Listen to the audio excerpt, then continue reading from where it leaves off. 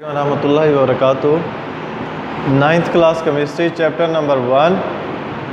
Last time जो हमने topic पढ़ा था वो कंपाउंड और मिक्सचर के दरमियान डिफरेंस के बारे में पढ़ा था कि कंपाउंड और मिक्सचर में क्या बेसिक डिफरेंस है। आज का जो टॉपिक है वो है चंद कंपाउंड और उनके केमिकल फार्मूलाज। कंपाउंड हमने पढ़े थे। कंपाउंड की डेफिनेशन थी कि जब दो या दो से ज़्यादा एलिमेंट को एटॉमिक मास की बुनियाद पर मिलाया जाता है तो कंपाउंड बनते हैं। कंपाउंड की दो कैटेगरी थी, आयनिक कंपाउंड और कोवलेंट कंपाउंड।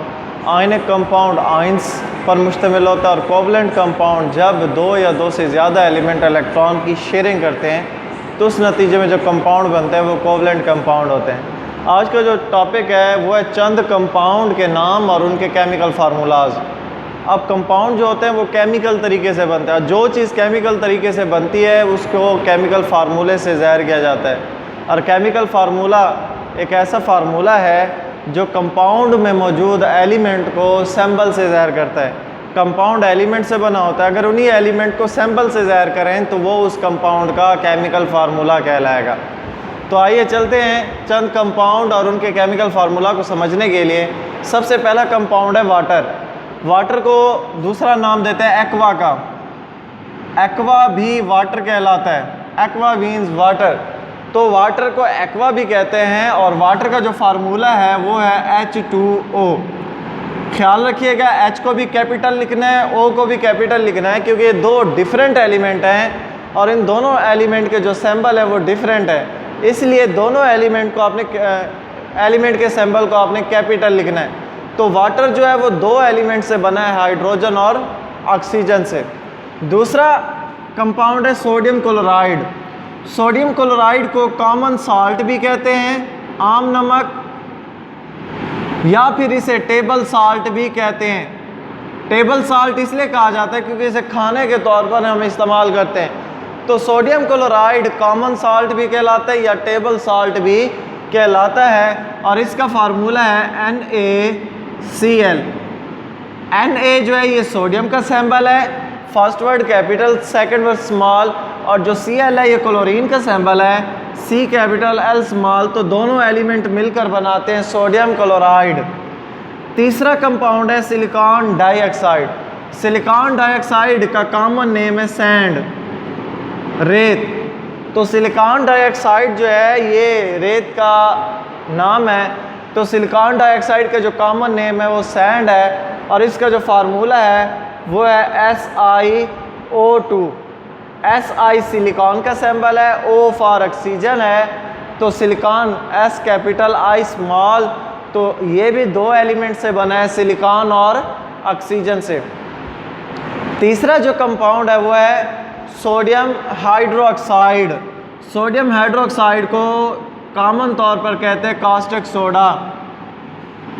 तो सोडियम हाइड्रोक्साइड कहलाता है कास्टिक सोडा, जिसे आम ज़बान में धोबी सोडा भी कहा जाता है। और इसका फार्मूला है NaOH। Na for sodium, OH for hydroxide, तो ये मिलकर बनाते हैं सोडियम हाइड्रोक्साइड। फिर नेक्स्ट है सोडियम कार्बोनेट। सोडियम कार्बोनेट को वॉशिंग सोडा भी कहा जाता है। Sodium hydroxide caustic soda, sodium carbonate washing soda, और इसका फार्मूला है Na2CO3। It is called sodium carbonate, sodium NaCO3 carbonate, तो सोडियम कार्बोनेट डॉट 10H2O, 10 पानी के मालिक्यूल। यहाँ पर 10 पानी के मालिक्यूल क्यों लिखे जाते हैं? क्योंकि सोडियम कार्बोनेट को क्रिस्टल यानी कि ठोस हालत में लाने के लिए पानी की ज़रूरत होती है। तो सोडियम कार्बोनेट का एक मालिक्यूल को ठोस हालत में लाने के लिए 10 पानी के मालिक्यूल चाहिए, इसलिए पानी के मालिक्यूल भी साथ लिखे जाते हैं इसके केमिकल फार्मूला में। फिर उसके बाद है कैल्शियम ऑक्साइड। कैल्शियम ऑक्साइड को क्विक लाइम भी कहते हैं या फिर इसका दूसरा नाम है अनस्लैग्ड लाइम, और उर्दू में कहते हैं इसे अनबुझा चूना। तो कैल्शियम ऑक्साइड क्विक लाइम भी कहलाया जाता है या अनस्लैग्ड लाइम भी कहलाया जाता है या अनबुझा चूना भी कहलाता है। इसका फार्मूला है CaO। C is the symbol of calcium, O for oxygen. जब ये दोनों मिलते हैं तो बनता है कैल्शियम ऑक्साइड। फिर उसके बाद है कैल्शियम कार्बोनेट। कैल्शियम कार्बोनेट को लाइमस्टोन यानी कि चूने का पत्थर भी कहा जाता है। तो कैल्शियम कार्बोनेट, लाइमस्टोन मतलब चूने का पत्थर, इसका जो फार्मूला है वो है CaCO3। C is the symbol of calcium, CO3 is the calcium symbol of carbonate, both combine to form calcium carbonate. फिर उसके बाद है शुगर। शुगर भी है या फिर इसे टेबल शुगर भी कहा जा सकता है। सिंपल शुगर या टेबल शुगर यानी कि घरों में इस्तेमाल होने वाली चीनी। इसका जो फार्मूला है वो है C12H22O11।